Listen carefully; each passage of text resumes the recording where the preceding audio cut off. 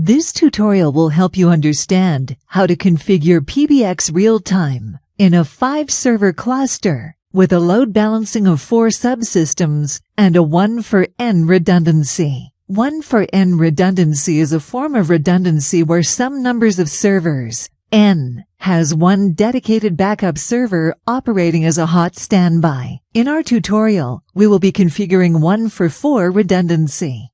In a multi-server PBXRealtime cluster, one server has the role of master, while the rest have the role of slave. The master server is responsible for maintaining independent databases on each of the servers. Each PBXRealtime cluster member is designed to operate autonomously. In the event of a failure with one or more servers, the customer's extensions will automatically fail to the hot standby. The master server will synchronize the databases when service is restored. It should also be noted that the PBXRealtime servers can be geographically separated, with the PBXRealtime servers being located in 5 different data centers. Firewall maintenance is beyond the scope of this tutorial. We will assume you have already made any necessary changes. Creating the cluster will require creating A records and SRV records in your DNS servers. Configuring MySQL, configuring Unison, and configuring PBXRealtime for redundancy. We will also walk through creating our first company account and how to use device provisioning in PBXRealtime. Let's begin by creating DNS SRV Records. We are configuring 5 PBXRealtime servers and will need a unique domain name for each. In our example, we will use the domain name shown. Our next step is to create DNS SRV records. We will be using PBXRealtime 1 or 1.pbxrt.net as the dedicated backup system, as the web user interface, and for the provisioning server. Accordingly, 1.pbxrt.net will be the second choice for each SRV record. Our first SRV record will be for System A, and will use Server 2 as its primary and Server 1 as its secondary. The next SRV record will be for System B, and will use the Server 3 as its primary and Server 1 as its secondary. The next SRV record will be for System C and will use the Server 4 as its primary and Server 1 as its secondary. The next SRV record will be for System D and will use the Server 5 as its primary and Server 1 as its secondary. Creating 4 subsystems within the cluster gives us the ability to place a customer and their extensions on any of the 4 servers. It also gives us the option to move them to another system if desired. Next, since Server 1 will be the master server, we will need to allow MySQL access from servers 2 through 5 to Server 1. In this example, we will open MySQL on Server 1 and grant all permissions with username and password to each of Server 2 through 5.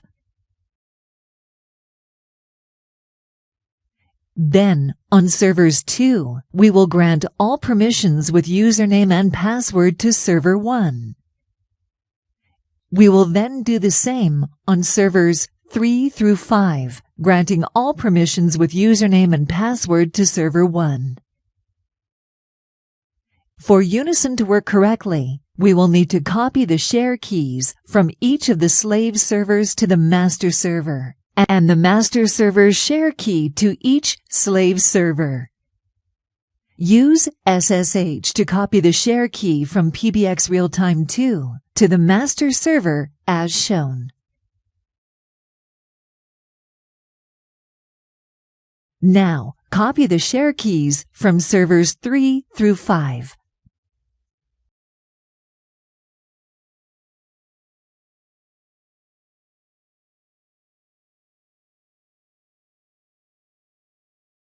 Log into PBXRealtime 2. Use SSH to copy the share key from PBXRealtime 1 as shown.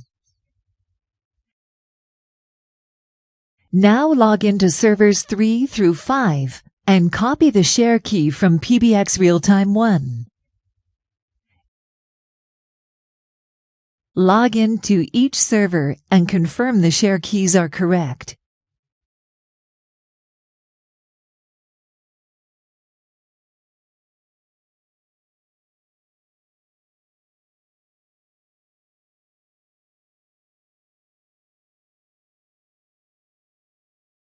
Log into PBXRealtime 1. We want Unison to run automatically, so we need to add a few commands to the cron tab. Enter the cron tab editor. In our example, we will run Unison every 10 minutes. The first line will synchronize the voicemail files between the PBXRealtime 1 and PBXRealtime 2. The next line will synchronize the monitor files between the PBXRealtime 1 and PBXRealtime 2. These are your recorded calls. Because of the size of voicemail and recorded calls, and the bandwidth required to synchronize the files, you may omit the first two lines if you would rather not synchronize them. In the event of a primary failure, those files will not be available to your users. The next line will synchronize the MOH files between the PBXRealtime 1 and PBXRealtime 2. These are your music on hold files. The next line will synchronize the custom sound files between the PBXRealtime 1 and PBXRealtime 2. These are sound files you or your customers may have created for announcements. You will need to add the same lines for each of the slave servers with the domain name modified to accommodate each server.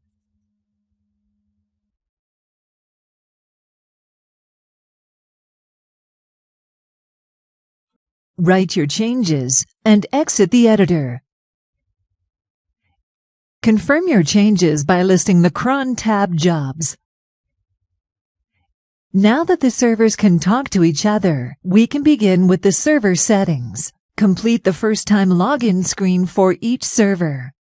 Once you're logged in, make a note of the MAC address on your system registration screen for each of the servers.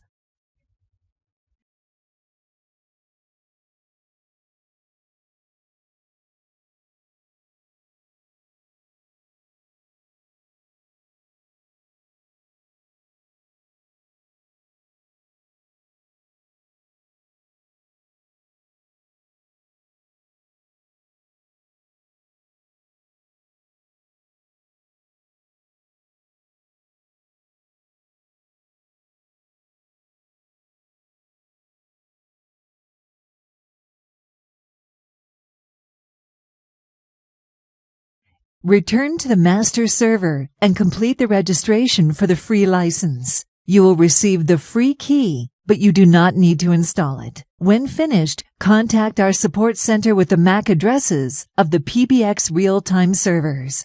We will generate and email the multi-server license to you. When you receive the multi-server key, go ahead and install it by selecting the drop-down box at the top right of the screen that says Hi, followed by your username. Select Install License. Retrieve the multi-server license and save it to your computer.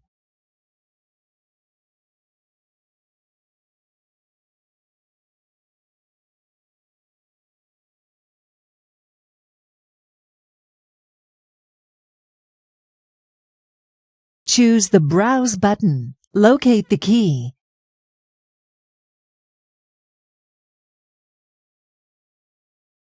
And then select Upload. After the license is loaded, you will be returned to the dashboard. On the left side of the screen, select Settings, then SIP Servers. Click on the Add button to add the credentials for Server 2. Enter the domain name of Server 2 in the first two fields. In our case, 2.pbxrt.net. Select Slave for Server 2's role. Enter the username and password you created in MySQL. Then click the Submit Query button. Select the Add button again and add the credentials for servers 3 through 5.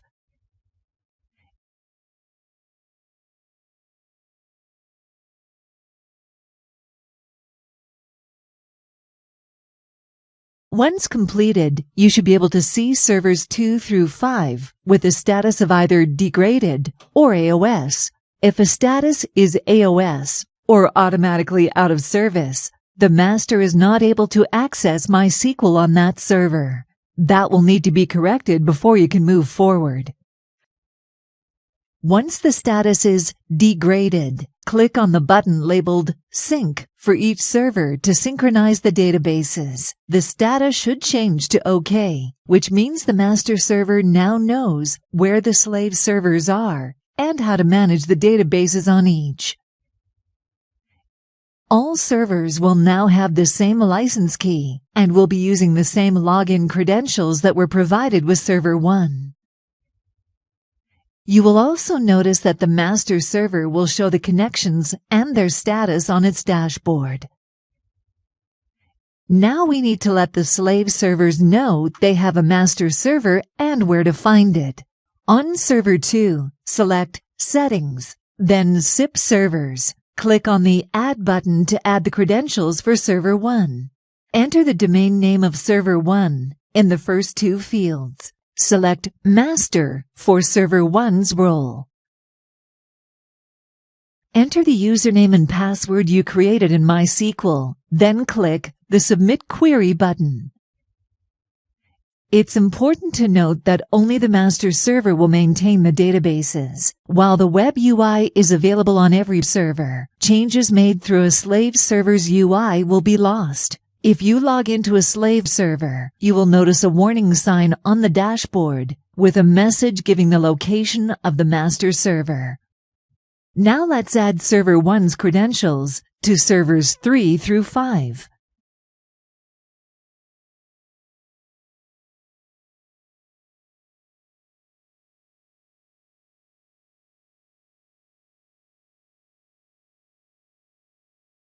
Congratulations! The master-slave portion of the setup is complete, and the servers have redundancy. From here forward, you will not need to access the web UI for servers 2 through 5. We will only be working on server 1. Let's take a quick look back at how we set up our A records and SRV records. We need to tell the PBXRealtime servers how the systems are set up in DNS. We will do that by adding all of the A record and SRV record information to PBXRealtime's registration database. But first, we need to add some basic settings to the provisioning setup. Click on Settings, then Provision Setup. Set the default time zone for the primary server. Choose a server for a default master registration server. In our example, we will use PBXRealtime 2. Choose a server for a default failover registration server. In our example, we will use PBXRealtime 1. Choose a server for a default provisioning server. In our example, we will use PBXRealtime 1. Save your changes. Click on Settings, then Registration Servers, then the Add button.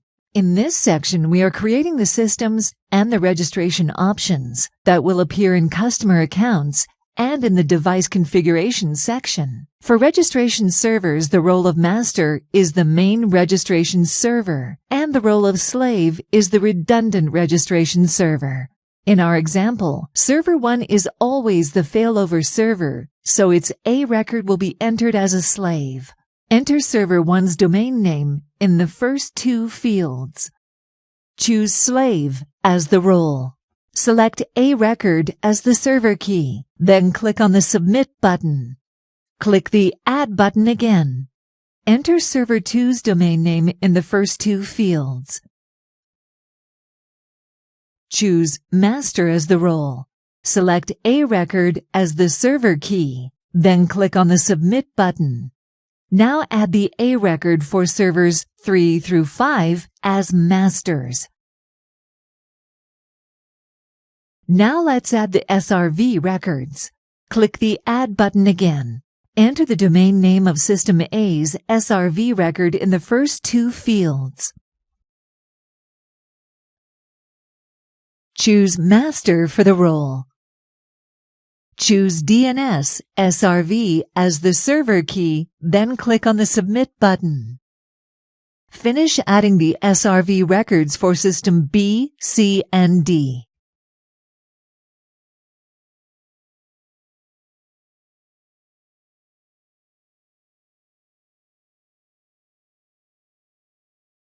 Double-check to make sure they are all entered correctly.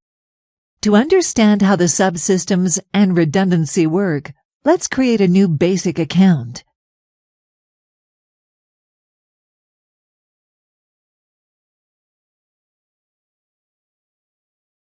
Then, let's add an extension.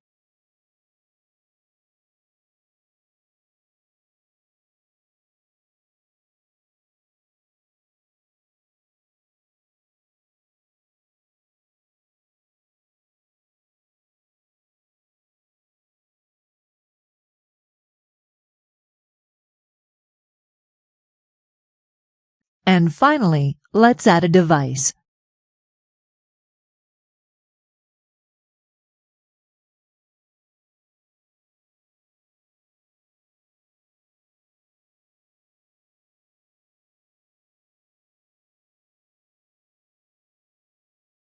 You will notice the default primary and secondary servers are the same as the defaults we created when we edited the provision settings.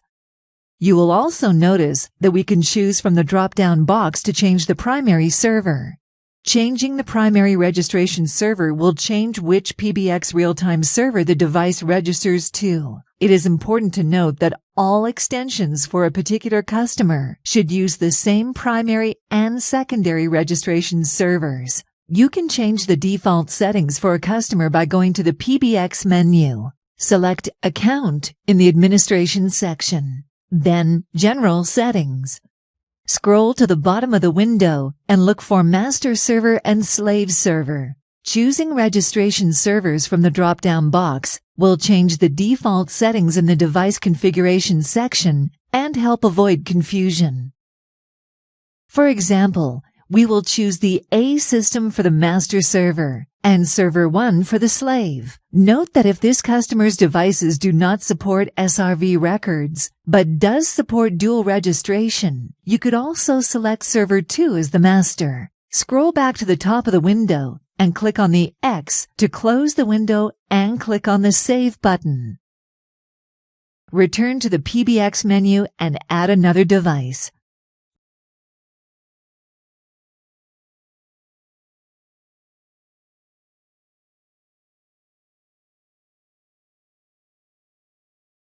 Notice now the default primary and secondary servers are the same as the defaults we chose on the customer account instead of the system defaults.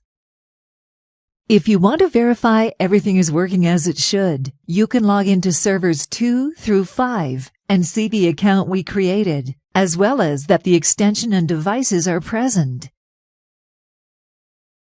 Now that you're finished, you will want to go back and follow the instructions for configuring your service in the tutorial named Full Setup of PBXRealtime. Skip past the registration section and complete the system setup.